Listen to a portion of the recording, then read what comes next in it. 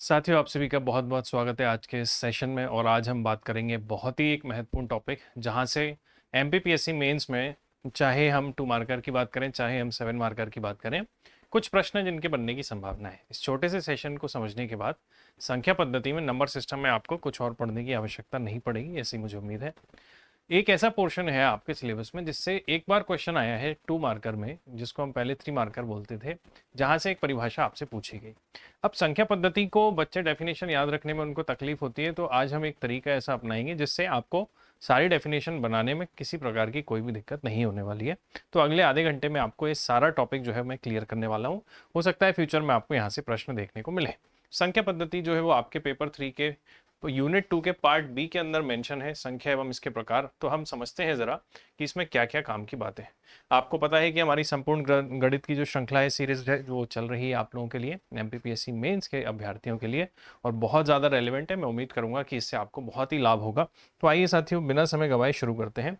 जैसे होगा क्या, हम सबसे पहले मैं आपको कुछ बातें समझाता हूँ। आप इसको छोड़िए जो इस पर लिखा हुआ है, आप मेरे साथ कुछ चीज़ों को समझिए। सबसे पहले देखिए साथियों, एक्चुअल में है क्या, एक संख्या रेखा है। दुनिया में जितनी भी संख्याएं हैं ना, जितनी भी संख्याएं हैं, उनको एक संख्या रेखा अगर मैं बनाऊं, जीरो जिसके राइट में 0 1 2 3, प्लस में है ये 0 1 2 3, सब समान दूरी पर है 4 5, और इधर में जाऊंगा तो इसको दाहिना बोलते हैं, राइट बोलते हैं, और ये कहाँ तक जा रही है, अनंत।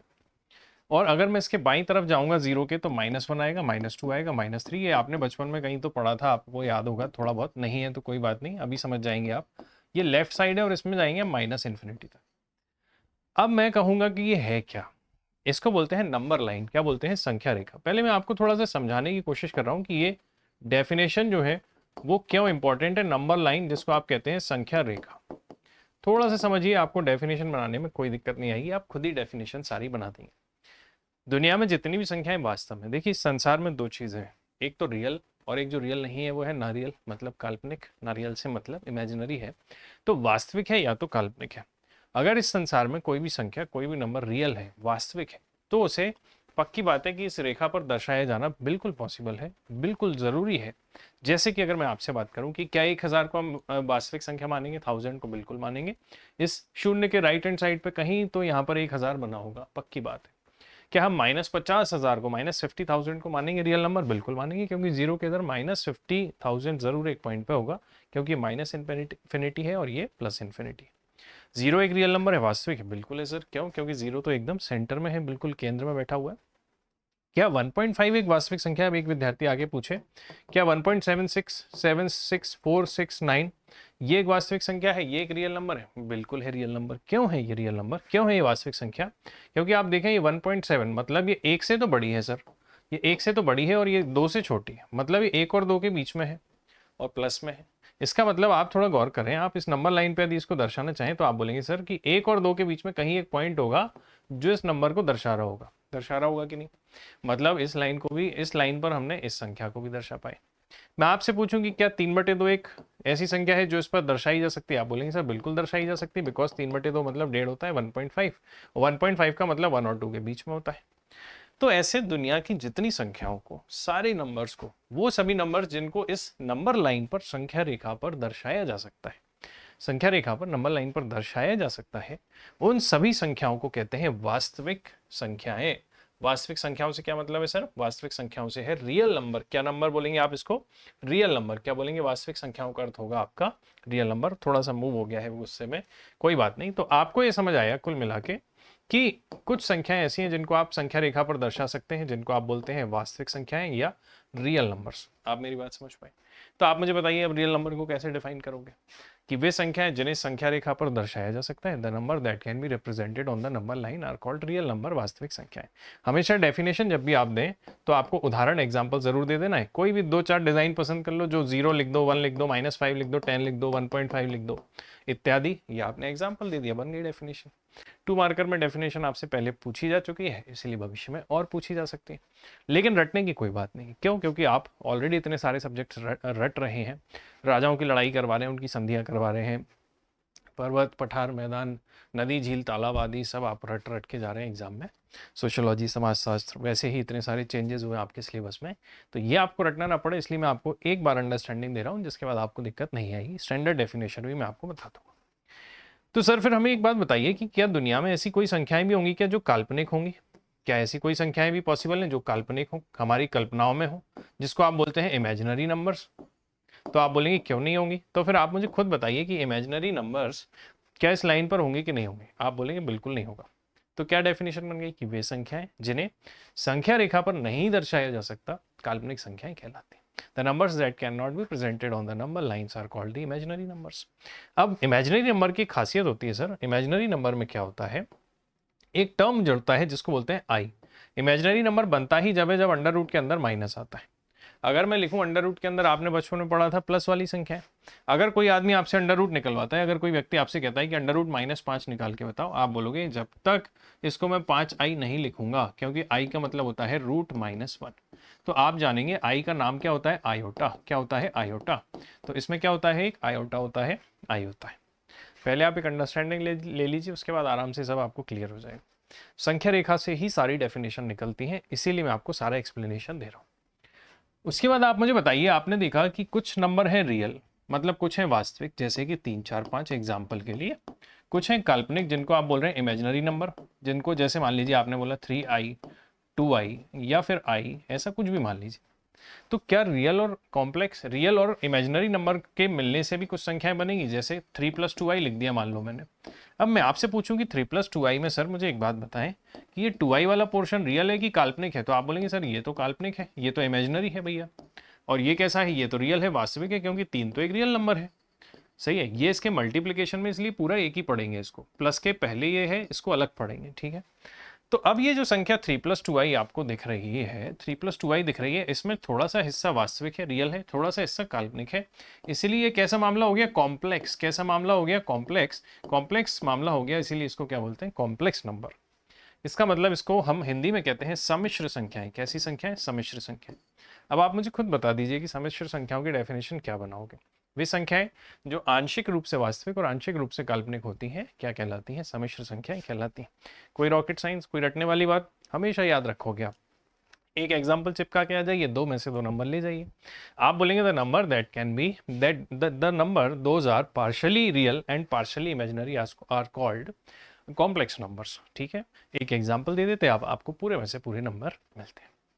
यहाँ तक कोई दिक्कत नहीं होगी। अब देखिए नंबर लाइन का कमाल देखिए। मैं जानता हूँ कि आपने दुनिया में बहुत सारे नाम सुने होंगे sir, even number, odd number, ये नंबर, वो नंबर, पता नहीं कौन कौन से नंबर।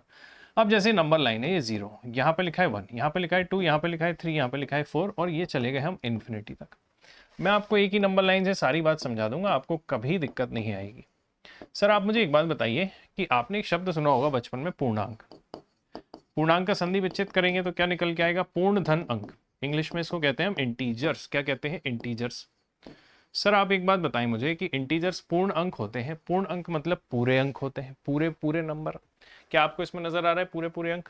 1 2 3 4 5 6 0 -1 -2 -3 -4। लेकिन मैं आपसे पूछूं, मुझे ये बताएं कि 1.7 एक पूर्णांक है क्या? आप बोलेंगे सर बिल्कुल नहीं, ये तो पूर्णांक थोड़ी है, ये तो डेसिमल है। तो मुझे बताएं कि दुनिया के सारे पूर्णांक, सारे इंटीजर्स कहाँ हैं? तो आप बोलेंगे सारे पूर्णांक संख्या रेखा पर हैं। लेकिन क्या संख्या रेखा पर सिर्फ पूर्णांक होते हैं? आप बोलेंगे ऐसा तो किसने कहा? भाई बीच बीच में पूर्णांक भी होते हैं, बीच बीच में डेसिमल भी होते हैं, जैसे यहाँ 0.1 भी होगा, 0.2 भी होगा, 0.3 भी होगा, और ऐसे यहाँ भी 1.1 होगा, 1.2 होगा, 1.3 होगा, और दुनिया भर की संख्याएं होंगी। इसका मतलब संख्या रेखा पर 2 तरह की संख्याएं हैं, एक तो पूरे पूरे अंक और एक हो गए दशमलव वाले अंक। तो आप मुझे बताइए, आप किसको डिफाइन करना चाहते हैं? पूर्णांक को। तो पूर्णांक है कहाँ? संख्या रेखा पर। तो डेफिनेशन कैसे बनेगी? संख्या रेखा पर किसके अलावा कौन नहीं चाहिए? दशमलव के अतिरिक्त, थोड़ा बहुत की सब लोग, तो दशमलव के अतिरिक्त अन्य सभी, चाहे 1 से लेकर इन्फिनिटी तक चले जाओ, 2 3 4 5 6 हजार, 10,000, 50,000, 1,00,000, 50,00,000, इधर माइनस में कहीं तक भी चले जाओ, तो संख्या रेखा पर दशमलव के अतिरिक्त अन्य सभी अंक जो है वो क्या होते हैं? पूर्णांक होते हैं। तो कहाँ होते हैं? संख्या रेखा पर। जब आप ऐसे डिफाइन करते हो चीजें, संख्या रेखा नंबर लाइन बना दोगे, उस पर लिख दोगे ये है पूर्णांक। एग्जांपल के तौर पे ये लाइन बना देते हैं, आप लिख देते हैं। इंटीजर्स क्या है? Integers are the number that can be represented on the number line except, EXCEPT, except 0, except decimals, दशमलव के अतिरिक्त। ये बन गई आपकी डेफिनेशन क्या है पूर्णांकों की। अब आप देखिए पूर्णांक जो है वो 3 कैटेगरी में बंटते हैं। कौन कौन से होते हैं सर पूर्णांक? पूर्णांक हमारे 3 कैटेगरी में बढ़ते हैं। कौन कौन सी कैटेगरियां हैं ये आइए समझते हैं। पूर्णांक जो है आपको एक दिख रहे होंगे, 1 2 3 4 वाला ग्रुप दिख रहा होगा आपको, ये जा रहा है अनंत तक। एक आपको बीच में इनका जो बॉर्डर है वो 0 दिख रहा होगा, और एक दिख रहा होगा -1 -2 -3 -4 एंड सो ऑन इन्फिनिटी तक। तो भाई आप एक बात समझें कि ये जो प्लस वाले हैं ये सारे नंबर कैसे हैं, प्लस वाले, इसलिए इनको क्या बोलते हैं, धनात्मक पूर्णांक या पॉजिटिव इंटीजर्स। अब धनात्मक पूर्णांक को कैसे डिफाइन करोगे, कहाँ है ये, संख्या रेखा पर। किधर है, शून्य के दाहिने ओर। शून्य के दाहिने ओर, आपका दाया मेरा दाया नहीं चलता है, सबका दाया और सबका बायां। तो संख्या रेखा पर, नंबर लाइन पर, शून्य के दाहिने ओर की सभी संख्याएं हैं धनात्मक पूर्णांक, दाहिने ओर के सभी पूर्णांक धनात्मक पूर्णांक।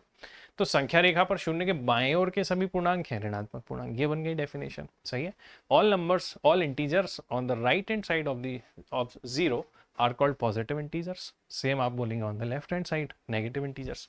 तो फिर जीरो को कैसे डिफाइन करेंगे, यह जो है वो कहाँ है, संख्या रेखा पर। अल्लाह इधर उधर है कि ठीक बीच में, ठीक बीच में है। तो शून्य क्या है, संख्या रेखा को 2 इक्वल पार्ट्स में डिवाइड करती है, 2 बराबर भागों में बांटती है, और कहाँ होती है, ठीक बीच में होती है। ठीक है, ये बन गया आपके पूर्णांक की डेफिनेशन। अब सर आप मुझे एक बात बताइए, क्या इसी की मदद से आप दशमलव को डिफाइन नहीं कर सकते, दशमलव संख्या है, दशमलव को क्या बोलेंगे, कहाँ है, संख्या रेखा पर। किसके अतिरिक्त, आप बोलेंगे पूर्णांकों के अतिरिक्त, इंटीजर के अतिरिक्त। तो संख्या रेखा पर पूर्णांकों के अतिरिक्त जो संख्याएं हैं वो सभी क्या है, दशमलव है कि नहीं। अब आपने बचपन में पढ़ा था कि दशमलव 2 तरह के होते हैं। कौन कौन से होते हैं दशमलव 2 तरह के, आइए जरा समझते हैं। डेसिमल्स, डेसिमल्स होते हैं हमारे 2 तरह के। कौन कौन से, एक होते हैं अशांत, जिनके जीवन में शांति नहीं पड़ रही है, और एक होते हैं शांत। ठीक है, शांत का मतलब क्या है, जैसे कि मैंने आपसे कहा 1.5, आप जानते हो कि 5 के बाद कुछ भी नहीं। लेकिन अशांत में क्या होता है, 2 तरह के होते हैं। कौन कौन से होते हैं सर, जैसे कि आपने बचपन में पाई का मान पढ़ा होगा 3.14। वैसे तो आपको पाई का मान 22/7 याद होगा, पर ये एक्चुअल वैल्यू नहीं है, ये तो सिर्फ कैलकुलेशन करने के लिए साइंटिस्टों ने मानी है। ये कोई वास्तविक संख्या नहीं है पाई। एक्चुअल में पाई की जो वैल्यू है 3.14, ये वो ऐसे बहुत सारे डिजिट्स तक जाती है। आज तक एंड नहीं आया है उसका। अगर एंड नहीं आया तो मुझे एक बात बताइए, बचपन में आपने सीखा था कि 1.5 को आप क्या लिख सकते हैं, 1.5 अगर मैं दशमलव हटाऊंगा तो नीचे क्या आ जाएगा, एक 0, और 5 से 3 बार और 5 से 2 बार, 3/2 भी लिख सकता हूँ। और 3/2 तो एक भिन्न होती है, क्या होती है, भिन्न होती है। और भिन्न को ही, फ्रैक्शन को ही आप क्या कहते हैं, रैशनल नंबर या परिमेय संख्या। ये मैंने आपको पढ़ा दिया है। अगर आपने मेरा बेसिक वाला सेशन नहीं देखा है तो ज़रूर देखें, आपको प्लेलिस्ट में मिल जाएगा वीडियो की सीरीज़ में। तो आप बोलेंगे परिमेय संख्या या भिन्न या फिर शांत दशमलव, तीनों एक ही आदमी है। सही है, शांत दशमलव से ही भिन्न निकल के आई है।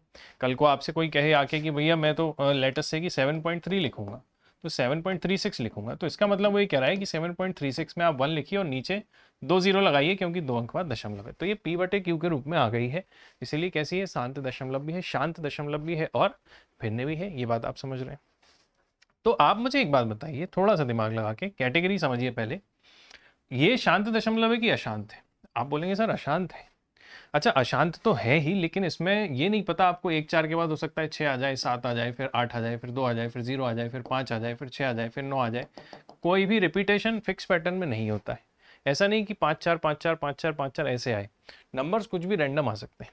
तो ये अशांत तो है, पर इसमें पुनरावृत्ति, रेपिटेशन जो है, क्या इसमें रेपिटेशन होता है, नहीं हो रहा है सर, पुनरावृत्ति नहीं हो रही है। तो क्या अब जैसे मैं आपसे कहूं कि 1.3 पे बार, आपने बचपन में पढ़ा होगा ना, 1.3 पे बार का मतलब क्या होगा, 3 3 3 3, जीवन भर आप लिखते रहोगे तो भी 3 3 ही आएगा। है तो ये भी अशांत, पर इसमें पुनरावृत्ति हो रही है कि नहीं हो रही है। आप बोलेंगे सर इसमें रिपीटेशन हो रहा है, रेकरिंग है, पुनरावृत्ति इसमें हो रही है। तो अशांत दशमलव फिर से 2 कैटेगरीज में बट गई। कौन कौन सी, एक है जिसमें अंकों की पुनरावृत्ति होती है, नॉन रैकरिंग, नॉन टर्मिनेटिंग। अशांत को बोलते हैं नॉन टर्मिनेटिंग इंग्लिश में, और पुनरावृत्ति ना होना मतलब नॉन रैकरिंग। और है क्या ये, दशमलव। तो non recurring, non terminating decimals, अशांत दशमलव। इन्हीं अशांत दशमलवों को, जिनमें पुनरावृत्ति नहीं होती है, इन्हीं संख्याओं को सर कहते हैं अपरिमेय संख्या। अपरिमेय संख्या मतलब क्या होता है, इर्रेशनल नंबर। जरूर नोट्स बनाना साथियों इसके, इर्रेशनल नंबर। अब ये अपरिमेय संख्या क्या है, आपने बोला सर अभी अभी परिमेय संख्या का मतलब आपने बताया कि p/q का रूप अगर कोई ले लेता है तो वो परिमेय है, रैशनल है। अब मुझे एक बात बताओ आप कि पाई का मान है, जैसे कि फॉर एग्जांपल पाई की वैल्यू मैं आपको समझाता हूँ। सपोज कीजिए पाई की वैल्यू क्या है, 3.14 और अनंत अंकों तक मुझे एक बात बताओ, अगर मैं दशमलव हटाऊं तो नीचे एक जीरो आएगा, दो जीरो आएंगे, तीन जीरो आएंगे, चार आएंगे, कि पता नहीं कितने आएंगे? तो आप बोलेंगे सर हमें पता नहीं है, क्योंकि उधर अंक ही खत्म नहीं हुए, डिजिट्स ही एंड नहीं हुए, तो मुझे क्या पता कितने जीरो आएंगे। तो अगर मैं ऐसा नहीं लिख पा रहा हूं तो क्या ये पी वाई क्यू का फॉर्म ले पा रहा है? क्या आप बोलेंगे सर नहीं ले पा रहा है। और जो पी वाई क्यू का फॉर्म नहीं लेगा वो कैसा होगा? वो होगा अपरिमेय या इर्रेशनल। तो आपसे कभी एग्जाम में कोई क्वेश्चन पूछ ले कि भैया बताओ पाई रैशनल है कि इर्रेशनल है, परिमेय कि अपरिमेय, तो आप कैसे बोलेंगे? क्योंकि पाई को पी बटे क्यू के रूप में लिखना संभव नहीं है, as pi can not be written in the form of p by q, hence pi is not a rational number या pi is a irrational number. इसीलिए पाई जो है वो अपरिमेय संख्या है। ठीक बात है, कोई दिक्कत तो नहीं? आप बोलेंगे कोई दिक्कत नहीं, मतलब ये हुआ, फिर तो आपको याद आ रहा होगा कुछ कुछ बचपन में रूट टू का मान कितना निकालते थे? 1.414, 1.414। लेकिन ये कहाँ तक जाता था हमें भी याद नहीं है, ये तीन पे ही थक जाते थे आप। इसका मतलब इसमें भी आपको नहीं लिख पाओगे कि कितने जीरो हैं, तो क्या ये पी वाई क्यू का रूप ले पाएगा? नहीं ले पाएगा। तो मुझे बताइए सर कि रूट टू क्या है, परिमेय है कि अपरिमेय है? इर्रेशनल है। रूट थ्री रैशनल है कि इर्रेशनल है? इर्रेशनल है। रूट फोर को मत बोल देना इरेशनल, क्योंकि रूट फोर का मान दो होता है, तो इसको मत बोल देना। रूट फाइव का मान होता है 2.234, 2.234 तक आप याद रखते हो, लेकिन होता ये भी अनंत तक है। तो आपको ये समझ आया कि रैशनल और इरेशनल में क्या डिफरेंस है? आ गया थोड़ा थोड़ा समझ में? तो ये जो है जिनकी पुनरावृत्ति नहीं होती है, अशांत दशमलव, उन्हीं को क्या कहते हैं? अपरिमेय संख्या कहते हैं। इन्हें पी बटे क्यू के रूप में लिखना, क्या इन्हें पी वाई क्यू के फॉर्म में लिखा जा सकता है सर? नहीं लिखा जा सकता। ऐसे पढ़ते हैं चीज़ों को। अब कोई आपसे पूछे सर कि दशमलव की परिभाषा बताइए, तो आप क्या बोलेंगे? संख्या रेखा पर पूर्णांकों के अतिरिक्त। कहाँ थे दशमलव? संख्या रेखा पर। किसके अतिरिक्त? पूर्णांकों के अतिरिक्त। अन्य सभी संख्याएं जो है वो दशमलव कहलाती हैं। All numbers except integers on the number line are called decimals. These can be divided into two categories. इनको दो भागों में बांटा जा सकता है, शांत दशमलव और अशांत दशमलव। शांत दशमलव को कैसे लिखोगे? वे दशमलव जिनमें दशमलव के कुछ निश्चित अंकों के पश्चात एक डिजिट हो सकता है, दो डिजिट हो सकते हैं, तीन डिजिट हो सकते हैं, पश्चात उनकी जो है वो समाप्त हो जाती है, उसको ही क्या बोलेंगे आप? शांत दशमलव। तो अशांत क्या होगा? दशमलव के पश्चात कभी समाप्त नहीं होते हैं, अशांत दशमलव कहलाते हैं। नॉन टर्मिनेटिंग कहलाते हैं। These are further categorized into two categories. इनको भी दो भागों में बांटा जा सकता है, terminating and non terminating, recurring and non recurring, जिसमें अंकों की पुनरावृत्ति नहीं होती है और जिसमें होती है। नहीं वाले को मैंने आपको समझा दिया। अगर होती है तो इस पे क्या लग जाता है सर? बार लग जाता है। और आपको बचपन में अगर आप में से किसी ने पढ़ा हो ठीक से, जैसे मान लो 1/3 है, 3 का भाग 1 में जाता नहीं है, इसलिए डेसिमल लगा के 3 3 जा 9, 3 3 जा 9, 3 3 जा 9 ऐसे आएगा, और इसलिए आप इसको क्या लिख दोगे? 0.3 पे बार। ये बार वो नहीं है जहां पर आप लोग जाते हैं, दूसरा वाला है ये।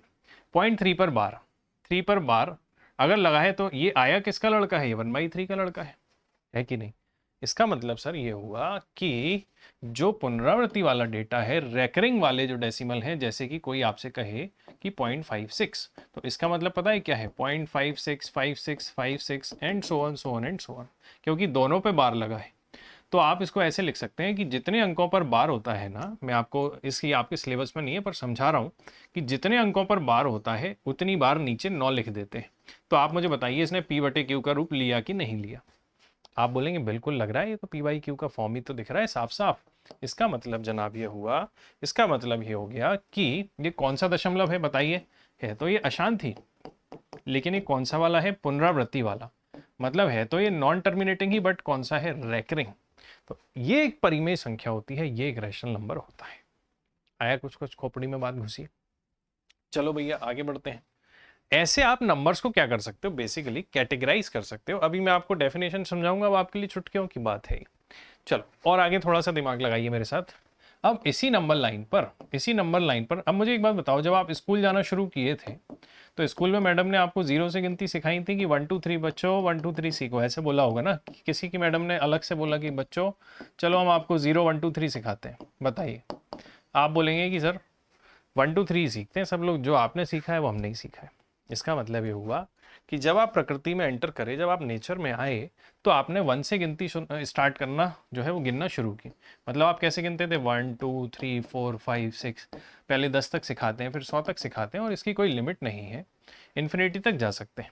और ये आपने प्रकृति में आने के बाद सीखा, इसका मतलब प्रकृति में आने के बाद सीखा, इसलिए कैसी संख्याएं हैं याद रखने का तरीका बता रहा हूँ, प्राकृतिक संख्याएं हैं। कैसी हैं? नेचुरल नंबर्स हैं। कैसे नंबर्स हैं जनाब? Natural numbers. अच्छा ये क्या है? ग्रुप है, गुच्छा है, समुच्चय। इसको क्या बोलते हैं? समुच्चय। बचपन में आपने पढ़ा था सेट थ्योरी, समुच्चय। तो कैसे परिभाषित करेंगे आप नंबर, नेचुरल नंबर्स को? कहाँ है? एक से शुरू। अच्छा ये सब दशमलव है कि पूर्णांक है? ये सब पूर्णांक है। तो कैसे डिफाइन होगा? एक से शुरू होने वाले, एक से शुरू होने वाले सभी क्रमागत पूर्णांकों को, एक से शुरू होने वाले सभी क्रमागत पूर्णांकों के किसको? समुच्चय, सेट को क्या कहते हैं? प्राकृतिक संख्याएं कहते हैं, जिनका प्रयोग सामान्य रूप से गिनती के लिए किया जाता है। और लिख देते हैं आप ये सेट। मुझे बताइए कौन आपके 2 नंबर काट सकता है? पूरे में से पूरे मार्क्स आपको मिलेंगे। क्या रटने वाली बात है? कहाँ से आया ये? कहाँ से शुरू हो रहा है? एक से शुरू होने वाले। छोड़ छोड़ के हैं कि लगातार? लगातार। कैसे हैं? धनात्मक पूर्णांक हैं, पॉजिटिव इंटीजर्स हैं। पूर्णांक है ना ये, पूरे पूरे अंक। इनको क्या कहते हैं आप? प्राकृतिक संख्याएं कहते हैं। क्या है उनका? ये समुच्चय, सेट। तो ये डेफिनेशन बन गई आपकी कि एक से शुरू कर, इंग्लिश में क्या बोलेंगे आप? कि the set of positive, all positive integers starting from 1, the set of all positive integers, सारे starting from 1 is called natural numbers which is used for counting in daily life. ये बन गई आपकी डेफिनेशन। लिख लेना आप इसको, है ना? कोई आपके नंबर नहीं काटेगा, एग्जाम्पल में आप इसको बना देते हैं। ठीक है मेरे भाई, एक बहुत इंपॉर्टेंट बात है, जब आप प्राकृतिक संख्याओं में, कोई बोले कि नहीं अब हमारे वाले मार्ट साहब तो बहुत अच्छे थे, उनने बोला बच्चों चलो 0 से सीखो आप, तो 0 से गिनो आप गिनती, 1 से मत गिनो। तो जब 0 से गिनती, या हमारे आर्यभट्ट साहब जब आए, उन्होंने एक आदर के तौर पे शून्य का जो है उनका आदर रखने के लिए, हम बहुत बहुत बड़े आदमी, बहुत बड़े विद्वान जिन्होंने शून्य की खोज की, डिस्कवर किया, उन्होंने शून्य के बारे में बहुत टिप्पणियां दी। तो उन्होंने कहा कि उन्होंने से मतलब जो वैज्ञानिक हैं या जो एक्सपर्ट्स हैं, उन्होंने कहा कि जब हम प्राकृतिक संख्याओं में, जब हम प्राकृतिक संख्या, अब नेचुरल नंबर कहाँ से शुरू हो रही थी आपको अभी अभी पता है, प्राकृतिक संख्याएं कहाँ से शुरू हो रही थी? 1 से। इसमें आपने किसको शामिल कर लिया? शून्य को भी शामिल कर लिया। अच्छा ये प्राकृतिक संख्याओं का क्या था? मैंने आपको बताया समुच्चय था, सेट था। तो जब प्राकृतिक संख्याओं के समुच्चय में शून्य को भी शामिल कर लिया जाए, when set of natural number includes 0 as well, then the new set, तो बनने वाला नया समुच्चय, अब ये कैसा समुच्चय हो गया? ये पुराना समुच्चय रहा कि नया समुच्चय रहा? तो बनने वाला नया समुच्चय क्या कहलाता है? पूर्ण संख्याओं को दर्शाता है। तो बनने वाला नया समुच्चय किसको दर्शाता है? पूर्ण संख्याओं को। Then new set represent the whole numbers. Whole number से होल, छेद वाला होल नहीं है, होल नंबर से पूर्ण संख्याएं उनको दर्शाता है। आशा करूंगा आपको समझ में आया होगा, कोई रटने वाली बात नहीं है साथियों। कितनी आसानी से आप डेफिनेशन बना रहे हैं, उम्मीद करूंगा ये बात आपके दिमाग में जा रही होगी। अब आपने 2 संख्याएं और सुनी होंगी, कौन कौन सी? सम, जिसको आप बोलते हैं इवन नंबर, और एक आपने सुनी होगी विषम, जिसको आप बोलते हैं ऑड नंबर। मुझे बताओ भैया, इवन नंबर किससे कटती है? 2 से भागित होती है। तो वे संख्याएं जो 2 से भागित होती हैं, which the number that are divisible by 2 are called even numbers. तो जो 2 से भागित नहीं होती वो क्या होती हैं? Odd numbers. The numbers that are not divisible by 2 are called odd numbers. जैसे कि मैंने लिख दिया यहाँ 2 4 6 8।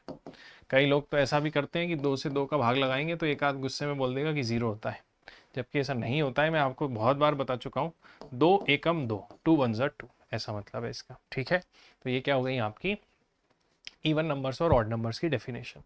साथियों अगर आप इतना समझ गए ना, तो अब देखो डेफिनेशंस की कितनी आसान आसान बातें आपके सामने लिखी हुई है। जैसे कि संख्या पद्धति हम शुरू करते हैं। अब 10 मिनट में आपको सारी बात कहानी समझ में आ जाएगी। मैंने आपको बता दिया है, नंबर लाइन के रेफरेंस में आपको सोचना है, संख्या रेखा के रेफरेंस में आपको सोचना है। चलो भैया, संख्या पद्धति, नंबर सिस्टम। क्या होता है नंबर सिस्टम? बताओ। संख्या एवं उसके प्रकार। क्या कर रहे हैं हम? संख्याओं एवं उसके प्रकार के बारे में बात कर रहे हैं। ये आपका टॉपिक है, नंबर एंड इट्स टाइप। क्या है भाई? पहली वास्तविक संख्या, रियल नंबर्स। क्या लिखा है? वास्तविक संख्याओं को एक रेखा पर दर्शाया जा सकता है, जिसे क्या कहते हैं? संख्या रेखा कहते हैं। या आप कहें कि वास्तविक संख्याओं को एक संख्या रेखा पर दर्शाया जा सकता है। ये नहीं, सारी संख्या रेखा पर उपस्थित या दर्शाई जाने वाली सारी संख्याओं को आप वास्तविक संख्याएं कहते हैं। ठीक है, अब आपने डेफिनेशन दे दी, real numbers are those which can be represented on the number line. बहुत इंपॉर्टेंट बात, आप डायग्राम बना देंगे। आपने उदाहरण दे दिया, एग्जाम्पल, हमेशा उदाहरण दीजिए डेफिनेशन में। आप मुझे बताइए, आपकी 2 लाइन भी भर जाएंगी और आराम से आपको पूरे में से पूरे नंबर मिलेंगे। ठीक है, इसमें कोई डाउट तो नहीं, मैंने आपको समझा दिया है, बहुत आसान बात है। ये देखें फिर काल्पनिक क्या है, तो देखो क्या होगा, जिन संख्याओं को संख्या रेखा पर नहीं दर्शाया जा सकता, the numbers that can not be represented on the number line, उनको ही कहते हैं काल्पनिक संख्याएं। अब इसके अंदर की जानकारी, सामान्यतः इन्हें काय के द्वारा दर्शाते हैं, आई के द्वारा। इसमें आई होता है ना, आयोटा, मैंने आपको बताया, जिसका अर्थ होता है आयोटा, जहां आई बराबर √-1 होता है। सही है। The number which can not be represented on the number line are called imaginary numbers. ये डेफिनेशन है, इनके स्क्रीनशॉट लेते चलो या फिर आप इसको लिख लीजिए, मैं आपको पीडीएफ आपको जो मैंने व्हाट्सएप ग्रुप का लिंक आपको दे रखा है उसमें आपको दे दूंगा। ठीक है, कोई नहीं जुड़ा है तो हमें कमेंट करके बताइएगा, हम आपको लिंक शेयर कर देंगे, या फिर इसके डिस्क्रिप्शन में मैं लिंक डलवा दूंगा। साथियों, जो सीरीज पूरी चल रही है, इसके अलावा आपको कुछ नहीं पढ़ना है, पेपर में इसमें से आ जाएगा आपके 45 नंबर की जिम्मेदारी हमने ली है, और ये कंप्लीट फ्री वीडियो सीरीज है। इसको अपने दोस्तों से शेयर कीजिए, और जो भी लोग मेंस दे रहे हैं या तैयारी कर रहे हैं उनको बताइए कि पर्याप्त कंटेंट जो है वो अवेलेबल है। इसके अलावा आपको कुछ और पढ़ने की ज़रूरत नहीं है, अननेसेसरी परेशान होने की ज़रूरत नहीं, मज़े के साथ पढ़ाई करिए, इतना पढ़ के चले जाइए, मैथ्स और स्टैट्स में आपके क्वेश्चन बैठ जाएंगे। ठीक है, चलो क्या लिखा है, संख्या पद्धति नंबर सिस्टम। आगे बढ़ते हैं, और मिश्रित संख्याएं, या इसको हम सम्मिश्र संख्याएं भी बोलते हैं। क्या बोलते हैं, सम्मिश्र संख्याएं, मतलब कॉम्प्लेक्स नंबर, दोनों नाम से आपको दिख सकती है। क्या बोलेंगे आप, वे संख्याएं जो वास्तविक एवं काल्पनिक के संयोग से बनी होती हैं। संयोग मतलब एडिशन होता है, प्लस संयोग मतलब जीवन वाला संयोग नहीं। मिश्रित संख्याएं कहलाती हैं। Those numbers that are made by combination of real and imaginary numbers are called complex number. आप बनाना सीख गए, मैंने बोला था जो आंशिक रूप से वास्तविक और आंशिक रूप से काल्पनिक होती है, ऐसे भी लिख दोगे तो भी चलेगा। ठीक है, यहाँ पर आपने एक उदाहरण दे दिया जहां पर आई का मान क्या होता है, भैया वो आप इतना लिख के आ गए, अगर तो वो पूछेगा ना कि आई क्या होता है, तो आपने क्या कहा कि आई बराबर -√1।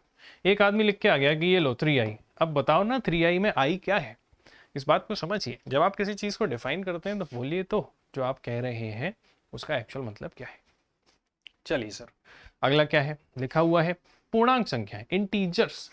इंटीजर्स क्या है, मैंने बोला था कहाँ होते हैं इंटीजर, संख्या रेखा पर। दशमलव के छोड़कर अन्य सभी संख्याएं पूर्णांक कहलाती हैं, मतलब ऑल नंबर्स एक्सेप्ट डेसिमल्स और number line are called integers. आप बढ़िया सी एक नंबर लाइन बनाते, 1 2 3 4 इधर, -1 -2 -3 -4 इधर। अब आपने बोला यहाँ पर एग्जाम्पल दे देते एक। अब लेकिन हमने आगे कैटेगरी पढ़ी, इन्हें 3 भागों में बांटा जा सकता है, धनात्मक पूर्णांक, ऋणात्मक पूर्णांक और शून्य, positive integers, negative integers and zero. आप पढ़ेंगे तो आपको एकदम आसान लगेगा। कहाँ थे पॉजिटिव इंटीजर्स, आप बोलेंगे राइट हैंड साइड में, सीधे हाथ पर, किधर, संख्या रेखा पर। किसके सीधे हाथ पे, शून्य को, जीरो के राइट। तो क्या लिखा हुआ है, these can be divided into 3 categories. Positive क्या कह रहे हैं, संख्या रेखा पर शून्य के दाहिने ओर के सभी। पूर्णांक, दाहिने ओर के सभी नहीं, सभी में भी कौन, पूर्णांक, इंटीजर्स, क्योंकि ये पूर्णांकों की बात हो रही है। All integers on the right hand side of the number line. Example लिख दो आप, 1 लिख दो, 5 लिख दो, 10 लिख दो, 15 लिख दो, 12 लिख दो, 11 लिख दो, जो आपका मन आए वो लिख दो आप। ठीक है, आदि लिख दीजिए, इत्यादि। अब आपसे कोई पूछ ले, डेफिनेशन है 2-2 नंबर में, तो बताइए क्या दिक्कत है, बड़ी आसानी से ये पूरा सवाल 7 मार्कर में पूछ ले, आप पूर्णांक को परिभाषित कीजिए।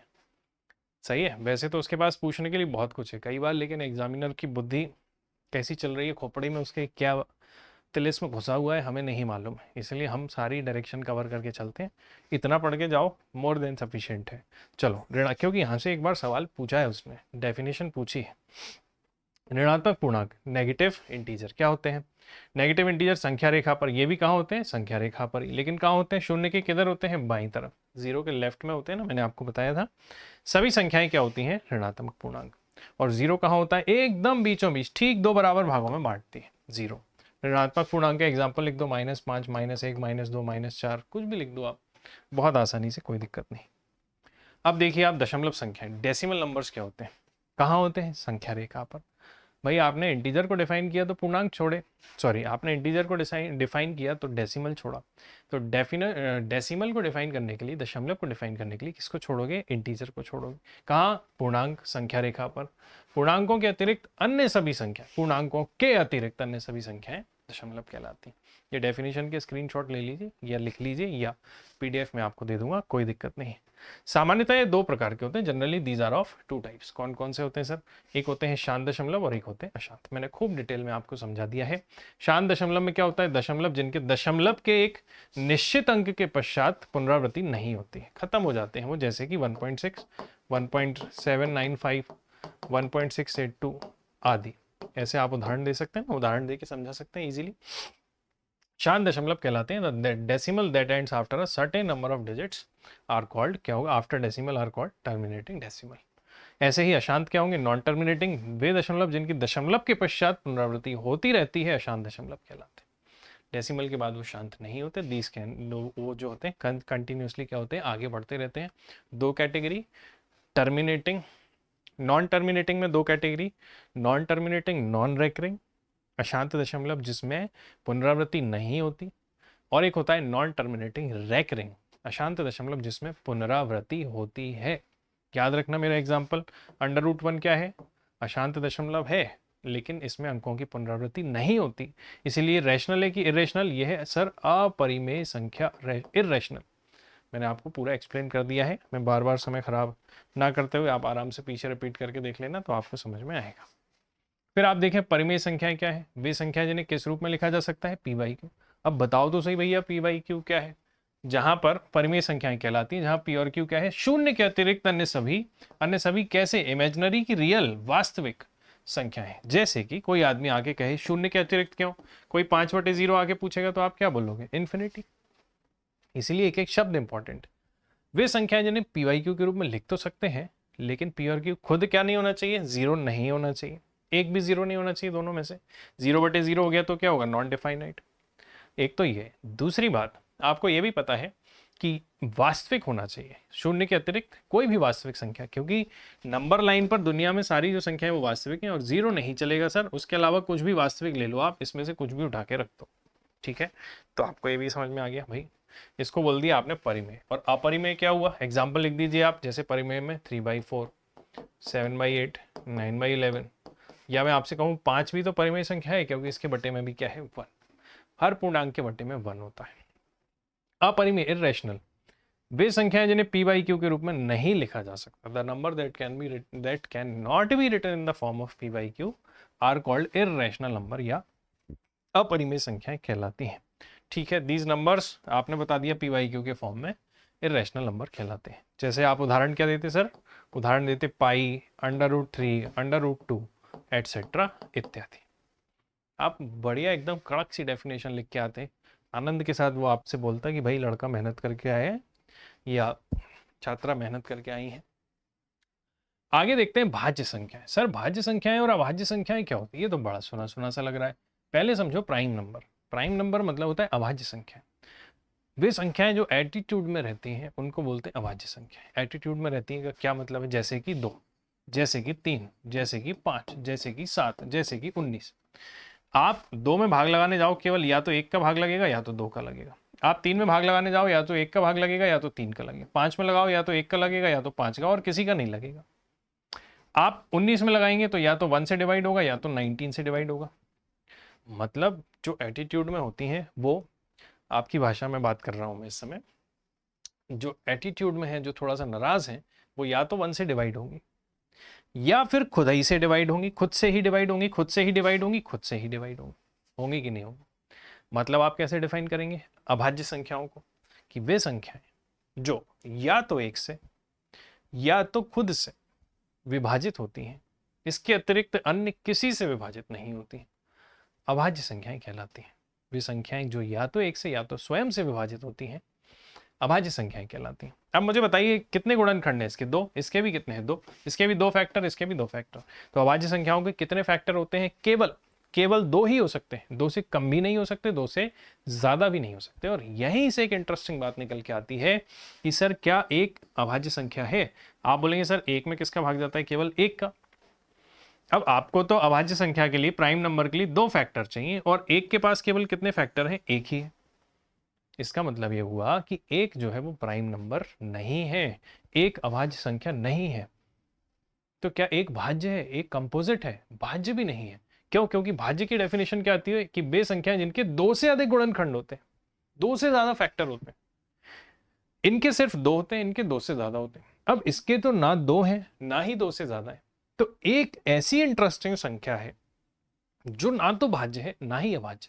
This is neither prime number nor composite number. बहुत इंटरेस्टिंग बात है, उम्मीद करूंगा आपको समझ में आई होगी। अब जैसे मैं आपसे बोलूं 10, 10 में किस किस का भाग जाता है? एक का भी जाता है, दो का भी जाता है, 5 का भी जाता है और 10 का भी जाता है। इसके एक फैक्टर है कि 4। आप बोलेंगे सर 4 गुणनखंड है, तो ये अभाज्य है कि भाज्य? भाज्य है। भाज्य को इंग्लिश में बोलते हैं कंपोजिट नंबर। दोनों डेफिनेशन क्लियर? चलो भाई आगे बढ़ते हैं। अगला क्या कह रहा है? सम संख्या। बहुत आसान, जो दो से विभाजित होती है। लिख दीजिए 2-4 उदाहरण, 2-4 10 12 20 इत्यादि। वे संख्याएं जो दो से भाजित नहीं होती हैं, जैसे कि 3 5 7 11 19 17 इत्यादि। बहुत आसान, कोई दिक्कत नहीं। सम और विषम, इवन और ऑड में। संपूर्ण संख्या बहुत मजेदार बहुत मजेदार। अगर ये पेपर में आ गया तो बहुत कम बच्चों से बनेगा। Perfect number. कुछ लोग जीवन में परफेक्ट होते, आप लोगों की तरह आप लोग तैयारी कर रहे हैं बहुत परफेक्शन के साथ, क्योंकि आप हमारे साथ पढ़ रहे हैं। मैं दुआ करता हूं कि ये सारी चीज़ें जो मैं आपको जिस तरीके से समझाना चाह रहा हूँ, पढ़ाना चाह रहा हूँ, आप ऐसे पढ़ के जाना एग्जाम में। क्वेश्चन आएगा पेपर में, आपके रेंज से बाहर नहीं जाएगा, ठीक है? जिसने भी ये वीडियो सीरीज देखी होगी। चलो, संपूर्ण संख्या है परफेक्ट नंबर। परफेक्ट नंबर क्या होता है? जैसे मान लो 6 है। मुझे जनाब एक बात बताओ, 6 में किस किस का भाग जाता है? 1 का जाता है, 2 का जाता है, 3 का जाता है, 6 का जाता है। 6 तो देखो खुद ही है, 6 तो वो संख्या खुद ही है, तो एक काम करो, इसको छोड़ दो, हटा दो इसको। अब कौन कौन बचा? 1 2 3। 1 2 3 को ऐड करना जरा, कितना आ रहा है? 3 और 2 5 और 1 6। क्या 6 के बराबर ही 6 आ गया? जैसे कि मैं बोलूं 8। 8 में किसका भाग जाता है? 1 का जाता है, 2 का जाता है, 4 का जाता है और 8 का जाता है। 8 को तो आपको छोड़ना है। अब इन तीनों को जोड़ो, 4 और 2 6, 6 और 1 7। क्या 7 जो है वो 8 के बराबर है? सर नहीं है। अब जोड़ो 24। जैसे मान लो एक 24 लिया, 24 में किस किस का भाग जाता है? 1 का जाता है, 2 का जाता है, 3 का जाता है, 4 का जाता है, 6 का जाता है, 12 का जाता है और 24 का जाता है। मैंने आपसे अभी अभी कहा कि सेम नंबर आपको नहीं लेना है। अब इनको जोड़ो, 12 और 6 18, 18 और 4 22, 22 और 3, मैंने गलत नहीं काट दिया है 2 से, ठीक है? नहीं कट रहा है, कोई दिक्कत नहीं है। मतलब इसका जो योग है 12 और 6 18 और 4 22 और 3 25 और 2 27 और 1 28, 28। 28 जो है वो भी ज़्यादा आ रहा है, ये भी नहीं हो रहा है सर, बिल्कुल नहीं हो रहा। 28 को देखते हैं। 28 को देखिए, 28 में किस किस का भाग जाता है? 1 का जाता है, 2 का जाता है, 4 का जाता है, 7 का जाता है, 14 का जाता है और 28 का जाता है। 28 मुझे नहीं लेना है। 14 और 7 21 और 4 25 और 2 27 और 1 28। सबका सम करके देखो कितना आ रहा है? इसी के बराबर आ रहा है, 28 के बराबर। कुछ नंबर ऐसे हैं खतरनाक, जिनके सभी गुणनखंड, इनको क्या बोलते हैं? गुणनखंड, फैक्टर्स। सभी गुणनखंडों का योग, लेकिन 28 भी तो इसका एक फैक्टर है। हर संख्या अपना भी फैक्टर होती है, याद रखिए। हर संख्या खुद का गुणनखंड भी है, खुद का गुणज भी है। ज़्यादा डीप में नहीं ले जा रहा हूँ, फालतू में आत्मा बाहर आ जाए शरीर से, अभी परेशान नहीं कर रहा हूँ। बस इतना समझो आप कि हर संख्या दुनिया की खुद का फैक्टर भी होती है और मल्टीपल भी होती है, क्योंकि वो खुद से मल्टीप्लाई। जैसे 5 में, 5 के मल्टीपल क्या होते हैं? 5 10 15 20, 5 का पहाड़ा मल्टीपल होता है और फैक्टर क्या होंगे? 1 होगा और 5 होगा। तो हर संख्या खुद का देखो गुणनखंड भी है, फैक्टर भी है और गुणज भी है, मल्टीपल भी, ये कहना चाह रहा हूं। खैर, किसी संख्या के गुणनखंडों का योग, लेकिन उसमें से कौन से गुणनखंड को छोड़कर? स्वयं को छोड़कर यदि गुणनखंडों का योग वही संख्या आ जाती है, तो उसी को क्या कहते हैं आप? परफेक्ट नंबर, संपूर्ण संख्या।